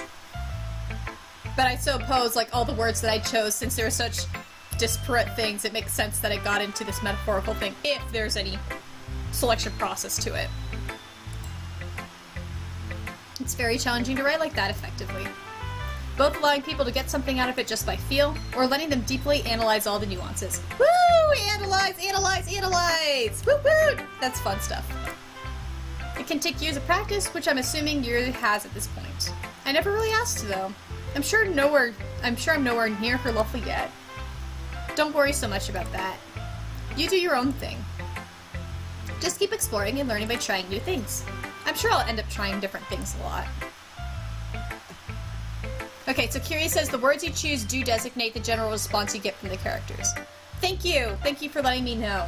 Alright, I was sort of guessing that, given, like, the words that I selected, it seemed like my responses were slightly directed towards the words that I chose. Furious Night Fury. I wonder why Haddock got excited about analyzing. I don't know. It's not like I analyze anything ever. It's okay. I'd love to see you try new things. That's the best way to find the kind of style that suits you. Everyone else might be a little bit biased towards their own kind of styles, but I'll always help you find what suits you the most. So don't force yourself to write the way everyone else wants you to write. It's not like you have to worry about impressing them or anything. Anyway, do you want to read my poem now? Don't worry, I'm not very good. Tarun says, Haddock doesn't even know what analyzing is. It's obviously not a word in the vocab. Thanks. And Curie says, honestly, all the poetry in this game is really interesting to analyze. I know in your stream with this game, you said that you did a lot of poetry analysis. I might have to go and... Is your stream still on Twitch? Because I might have to go and watch that and see what you took out of the poems, because I would be interested to see what your commentary is on it. I suppose once I finish this stream, I can peep at your account and see what you did what you said when you went through these parts. You sound pretty confident for someone who claims to not be very good. Well, that's because I have to sound confident. Okay, so you still have the things all in the video section? Awesome, I'll check it out. That doesn't mean I always feel that way, you know? Let's see... Well, let's read it then. Okay.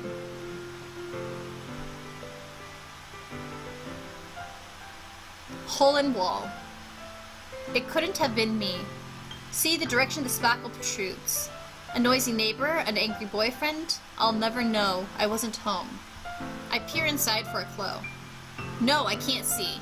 I reel blind like a film left out in the sun. But it's too late. My retinas. Already scorched with permanent copy of the meaningless image. It's just a little hole.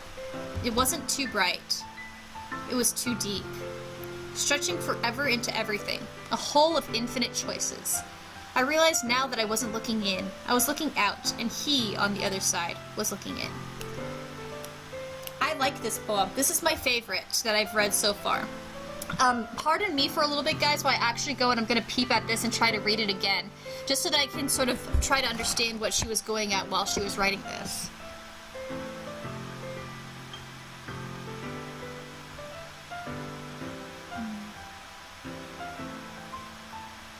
Interesting.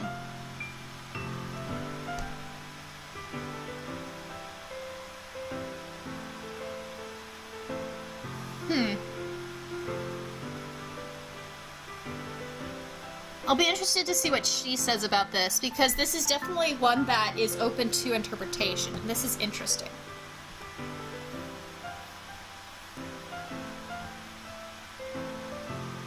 Okay. So, Tarun, Haddock and I met because of, the King of the Wilder West blog. Yes, we did. That was fun. We met, because we started talking about How to Train Your Dragon 2. That was pretty fun. And Furious Night Fury, so you've been following me for 3 years, and I remember we started our conversation on FFN. That's right.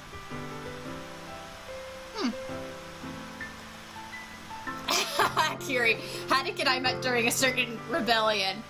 Yeah, that was fun. That was a good way to meet. That whole ridiculous fiasco. Yeah, it's been great. I remember meeting all of you guys in the situations in which it happened, and all those meetings have been really great. So it's wonderful that we ended up having those internet interactions. And yeah, Furious Night Fury, yeah, Curie and I met through BOTGD. That was how it first started. So, what do you think? It's very freeform, if that's what you call it. Sorry, I'm not really the right person to ask for feedback. It's okay. Yeah, that kind of style has gotten pretty popular nowadays. That is, a lot of poems have been putting emphasis on the timing between words and lines. When performed out loud, it can be really powerful. What was the inspiration behind this one? Well, I'm not sure if I know how to put it. I guess you could say that it had some kind of I could say that I had some kind of epiphany recently. It's been influencing my poems a bit. An epiphany. Yeah, something like that. I'm kind of nervous to talk about deep stuff like that because it's kind of coming on strongly. Maybe after everyone is better friends with each other. Anyway, here's Monica's writing tip of the day. Sometimes when you're writing a poem or a story, your brain gets too fixated on a specific point. If you try so hard to make it perfect, then you'll never make any progress. Don't call me out! I like my perfectionism. Just force yourself to get something down on paper and tidy up later. Another way to think about it is this. If you keep your pen in the same spot for too long, you'll just get a big dark puddle of ink. So just move your hand and go with the flow. That's my advice for today. Thanks for listening. Time for Yuri! Okay, I'm reading you guys' comments. You guys are sweet. So Furious Night Fury says, King has gone from an interesting person I stalk silently to a personal internet idol to a chum I can talk to almost all the time. Yeah, thank you so much. That was really sweet of you, and I'm glad that we got to know each other. It's always so fun to become friends with people. It means a whole lot to me, too, that you thought of me as a internet senpai, too. That thank you. And it's great to be on the friend side that we can talk a lot. Alright, Shrewd says, look at this. We don't have to call out Haddock out anymore, just point him at games. Yep, point me at games and I will play them. It's pretty easy to do. But, you know, I can get you back. You be careful, man. Alright, Yuri, here we go. As Yuri reads the poem, I noticed her eyes lighten. Aw. Exceptional. Yay! I made a poem that Yuri likes. What was that? Did I say that out loud? Yuri first covers her mouth, but then ends up covering her whole face. Oh, the nerd. He's going to hate me. You really didn't do anything wrong, Yuri. Dude, hold up. I'm still trying to catch up with you, yo. Okay, yeah, you're still trying to catch up with me because I am dominating right now. But you know that I'm going to be getting into lots of the things that you've been recommending me. And once I start going down StarCraft and PlanetSide and Robotech, you know, you're going to be the one in charge. So, you know, you'll get your turn. But I'll just keep on throwing crap at you.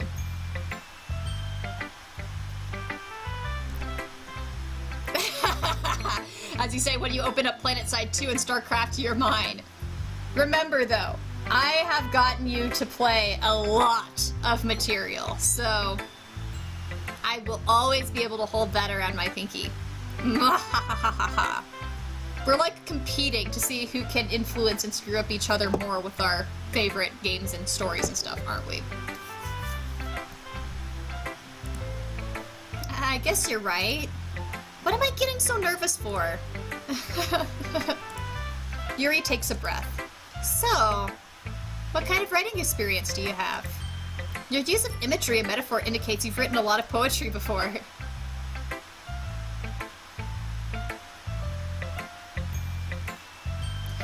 The likelihood of me getting a PS4 is very, very low because I've never been a console gamer. I've never owned a console.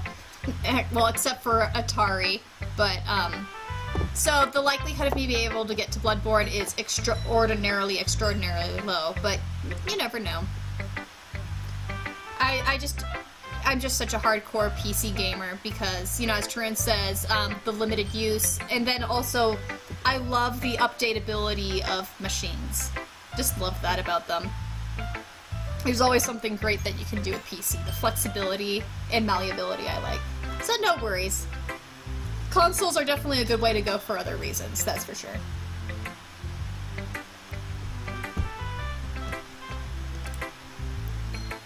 Really? Wow, that's a huge compliment coming from you. This is actually my first time, really. Huh? Yuri stares at me blankly, then looks at my poem again. Well, I know that. I just meant, Yuri trails off, unable to find an excuse. She traces her finger along the words in the poem, as if breaking it down more thoroughly. Yeah. Okay. This is the reason I was able to tell. It's just that there are specific writing habits that are usually typical of new writers. And having been through that myself, I kind of learned to pick up on them. I think the most noticeable thing I recognize in new writers is that they try to make their style very deliberate. In other words, they tend to pick a writing style separate from the topic matter, and then they form-fit the two together. The end result is that both the style and the expressiveness are weakened. I love you! Oh my gosh, like everything you say, thank you! Because this is so important, oh my gosh, I love you, Yuri. Like, I think of so many along the same lines as you, because there's so many times where you want to write in very different styles for different intentions, and the intention of what you write should inform what style you choose. Very much so.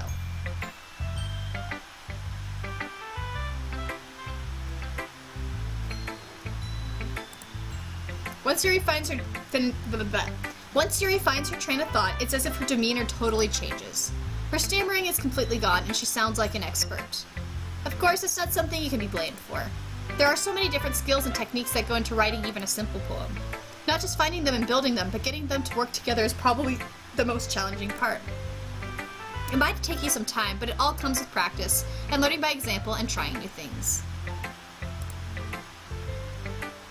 I also hope that everyone else in the club gives you valuable feedback.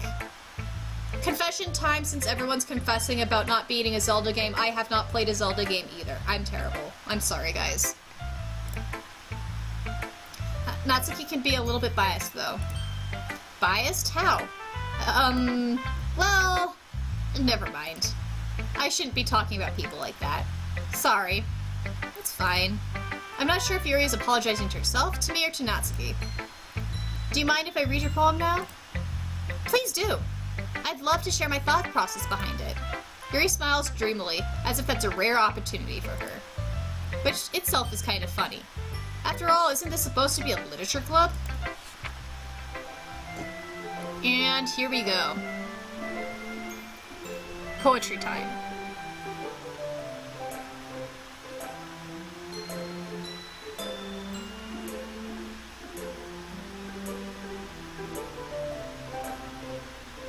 Ghost under the light. The tendrils of my hair illuminate beneath the amber glow, bathing. It must be this one. The last remaining streetlight to have withstood the test of time. The last yet to be replaced with the sickening blue-green hue of the future.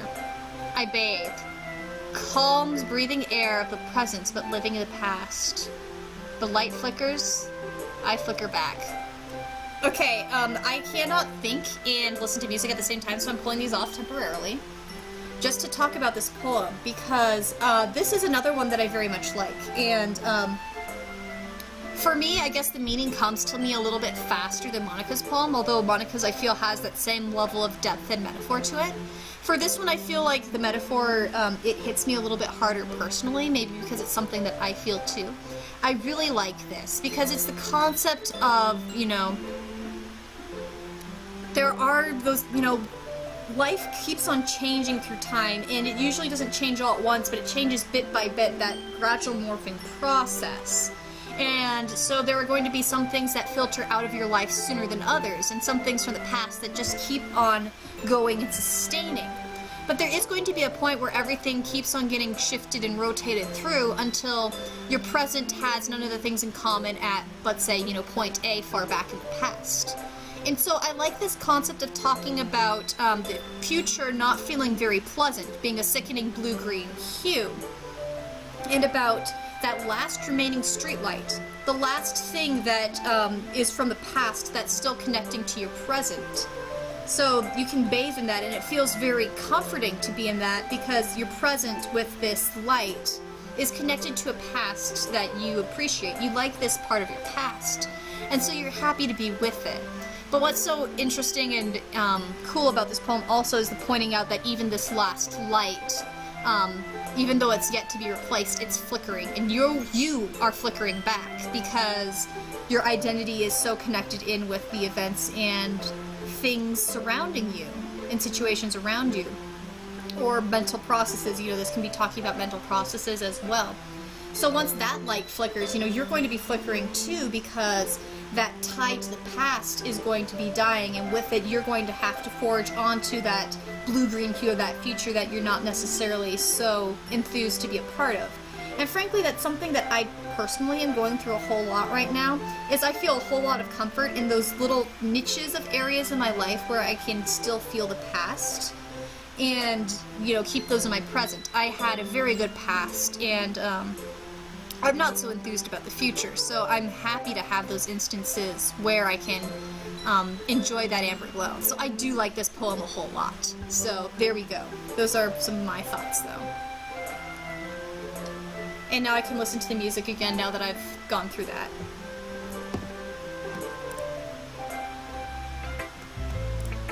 I'm sorry I have such terrible handwriting. What? I wasn't thinking that at all.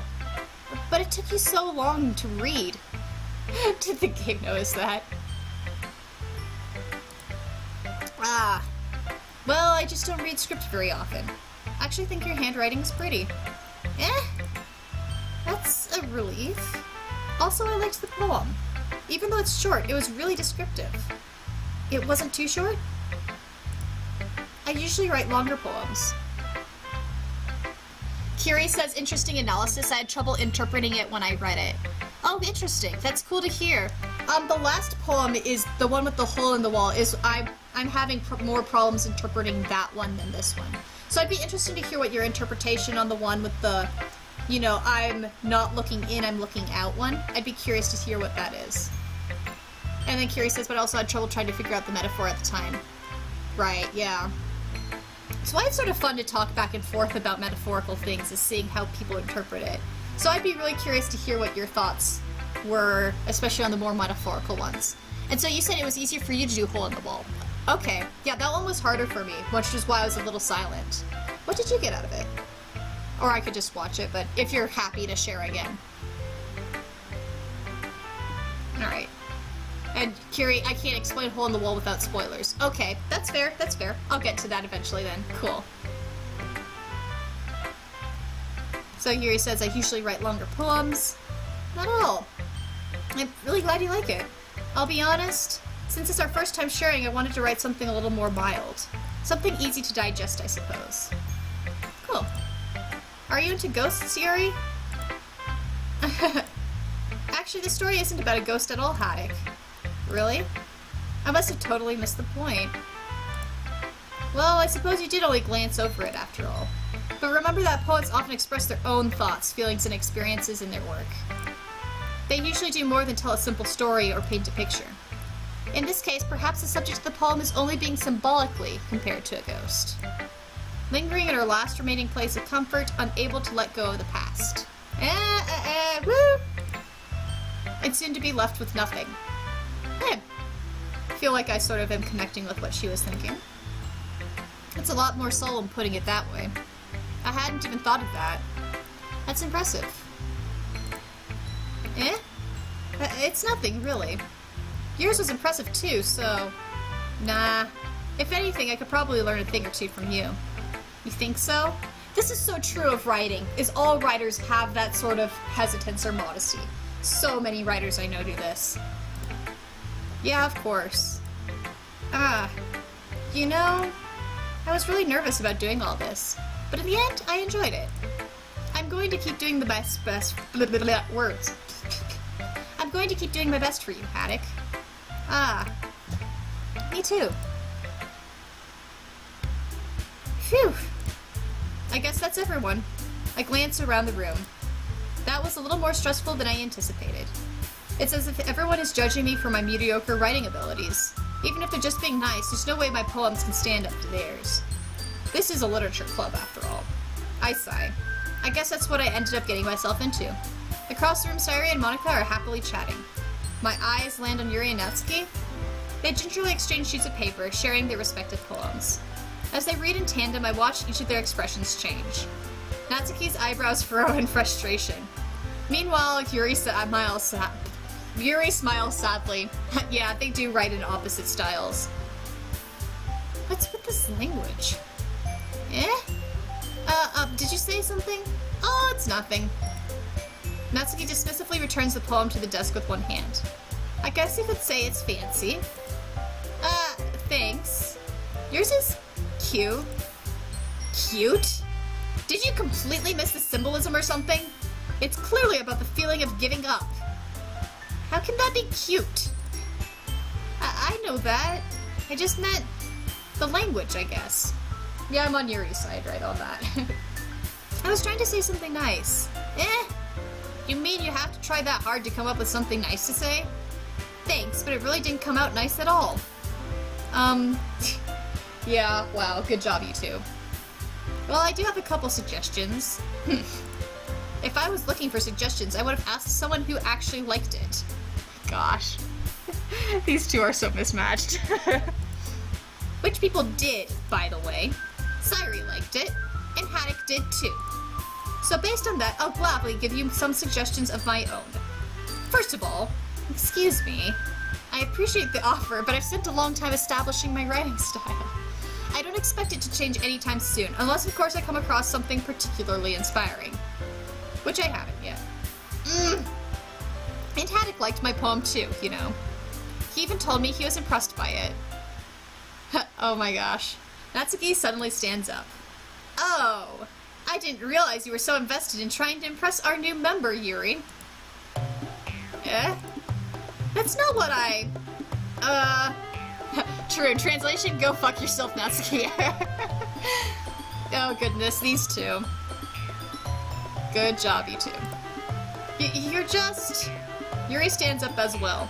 Maybe you're just jealous that Haddock appreciates my advice more than he appreciated yours. Oh my gosh. Huh? And how did you know he didn't appreciate my advice more? Are you that full of yourself? Oh my gosh. If I was full of myself, I wouldn't deliberately go out of my way to make sure everything I do overly cutesy. Oh goodness. Good breakout. Is everyone okay? Well, you know what? I wasn't the one whose boobs magically grew a size bigger as soon as Haddock started showing up. Natsuki! Natsuki, that's a little... This doesn't involve you! Oh my gosh. Suddenly, both girls turned toward me, as if they just noticed I was standing there. Haddock? She's just trying to make me look bad. That's not true. She started it. If she could just get over herself and learn to appreciate that simple writing is more effective, then this wouldn't have happened in the first place. What's the point of making your poems all convoluted for no reason? The meaning should jump out at the reader, not force them to have to figure it out. Help me explain that to her, Haddock. Wait! There's a reason we have so many deep and expressive words in our language. It's the only way to convey complex feelings and meanings those... Again, Well, I do agree with both of them. I do agree with both of them. Because there is definitely a purpose for simplicity. And I do that especially with my music composition, as my music composition tends to be extremely simple. But I also love metaphor and deepness and just imagery and symbolism in language. And I do feel as though you get so much complexity and meaning and efficacy through that sort of depth. And also poetry, I like poetry that makes me stop and think. And just sort of sit there and be like, And just, it's enough of an idea that you can understand the concept, but you still have to sit there and really fish through it. And that's what I like, too. Furious Night Fury. All I can think about is Grunkle Stan sitting on his couch chanting, fight, fight, fight. Yeah, really. Avoiding them is not only necessarily limiting yourself, it's also a waste. You understand that, right, Haddock? Well? How did I get dragged into this in the first place? It's not like I know anything about writing, but whoever I agree with, they'll probably think more highly of me. Alright. You know what? I'm just gonna... I could click help you, Sairi. That's probably the best answer, but she's probably not gonna help me too much. I'm just gonna side, and we'll see how dramatic things go. Natsuki? You're right that I liked your poem. See? Wait. That's not an excuse for you to be so mean. You shouldn't pick a fight just because someone's opinion is different. That's not what happened at all. Yuri wouldn't even take my poem seriously. I understand. Yuri, You're a seriously talented writer. It's no secret that I was impressed. Well, that's... But here's the thing. No matter how simple or refined someone's writing style is, they're still putting feelings into it, and it becomes something really personal. That's why Natsuki felt frightened when you said her poem was cute. It's... Okay, that's a bit more balanced than I thought he would say.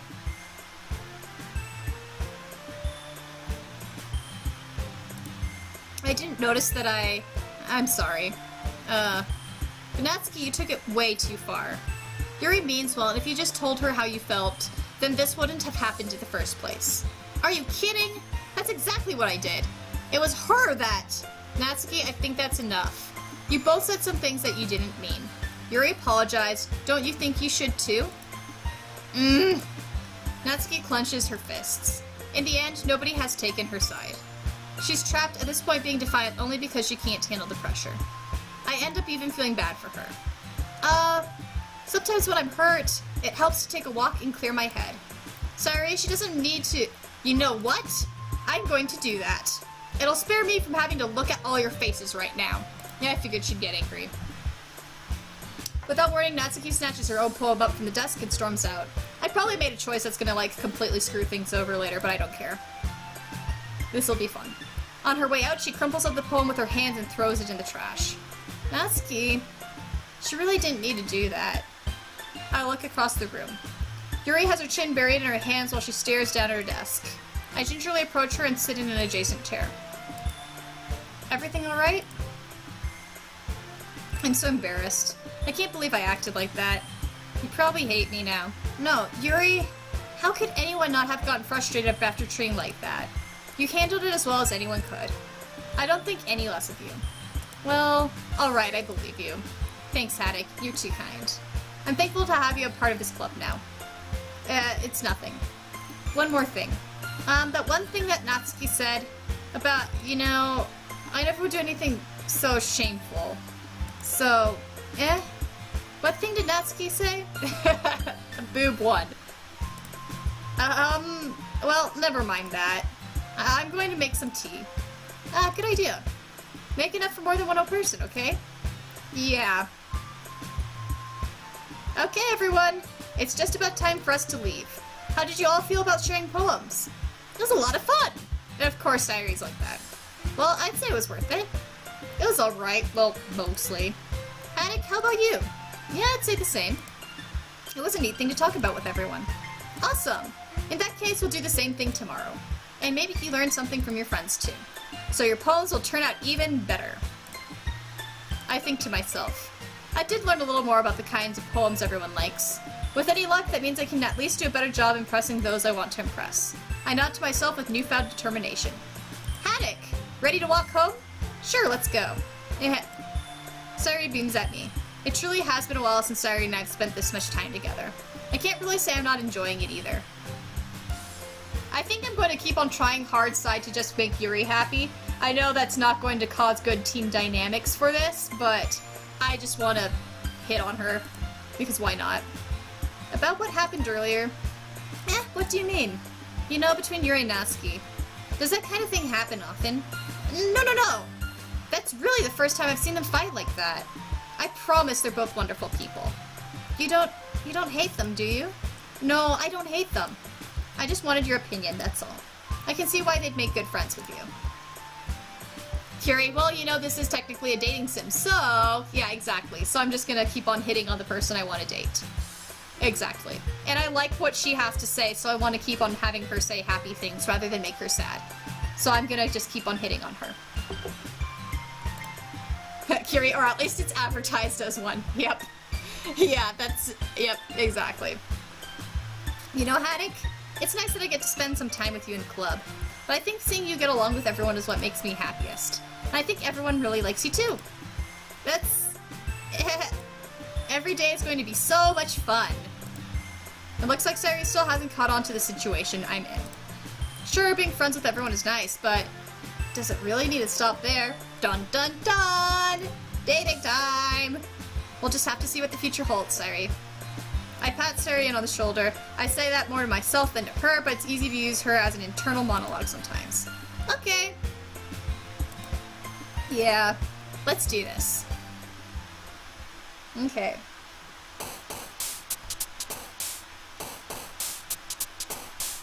Here we go. Let's pick all the words that just sort of entertain me again. Also, my mouth is really starting to get tired from talking so much, so after I pick the words for this, I'm gonna do a save. And, call it a night, if that's okay with you guys. As much fun as it is, and as much as I'd like to keep playing this game, I cannot keep talking.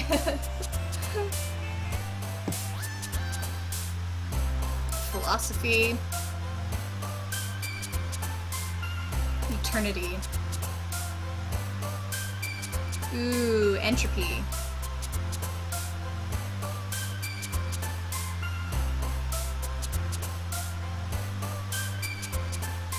Pout. And giggle. Kawaii is a word. After image. Cheeks.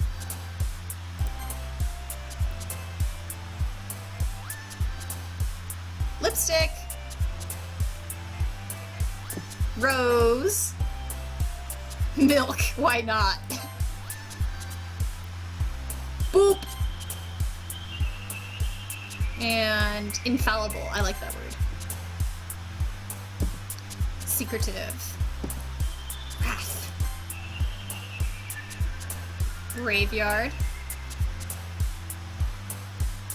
Explode. Treasure. Kitty! And games. Vitality. Alright. So I'm gonna save. And, maybe I can do this tomorrow. I won't be able to do it right at 7 because I have work actually that goes until 7:30. So the soonest that I would be able to start streaming tomorrow would be 8. If that ends up working with people, then maybe I can do a stream of this game again at 8. I'll make a comment on Tumblr if I end up doing that. But thank you guys so much for letting me stream together as we go through the happy section of this game, and I look forward to continuing it. So yeah, I guess I shall head off and talk to you all later. Live long and prosper.